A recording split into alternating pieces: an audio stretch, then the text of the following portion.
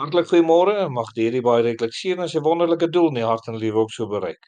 Nou liewe vriende, waterbokke is gewoonlik nie verder as 5 kilometer van water af nie, maar dit beteken nie dat hulle nie baie vyande het nie. Ons weet dat die leeu sal dalk makliker eerder 'n ander bok vat as wanneer daar 'n waterbok is, as gevolg van die reuk wat hulle afgee. Maar dit beteken nie dat hulle nie in gevaar is nie. En dan is dit nodig om soms 'n bietjie agter jou ook te kyk om te weet of daar gevaar is. En soos wat dit met ons as mense ook mag gaan in donker tye in ons lewe, wat ons seker so baie keer in so donker tyd rondkyk en allerlei geluide hoor. Geluide waarvoor ons mag weghardloop en bang wees. Geluide wat twyfel in ons harte mag bring.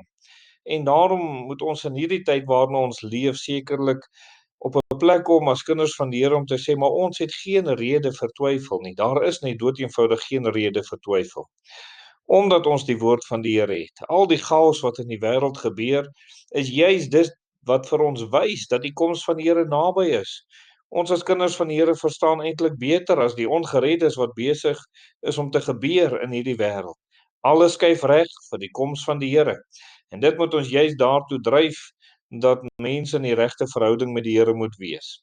In Matteus 11 vers 20 staan daar: Toe het hy die stede waarin die meeste van sy kragtige dade plaasgevind het, begin verwyd, omdat hulle nie bekeer het nie.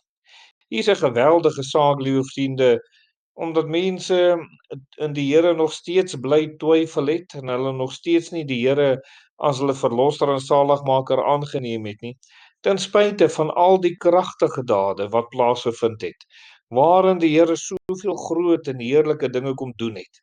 'n Duidelike getuienis van wie die Here Jesus was, en tog het soveel hulle nog steeds nie bekeer nie. Ons lees in die vers net daarna ook in vers 21 staan daar: Wee jou Chorazin, wee jou Betsaida, want as in Tyrus en Sidon die kragtige dade plaasgevind het wat in julle plaasgevind het, sou hulle lankal in sak en as bekeer het. Liewe vriende, is u dalk een van daardie persone vandag wat eintlik omring is met die goedheid en die genade van die Here, wat u soveel van die kragtige dade van die Here beleef. U hoor die woord van die Here, u het 'n Bybel daar in die huis, u kan vrylik opgaan na die kerk toe, u ken ander kinders van die Here, en tog het u self u nog nie bekeer nie.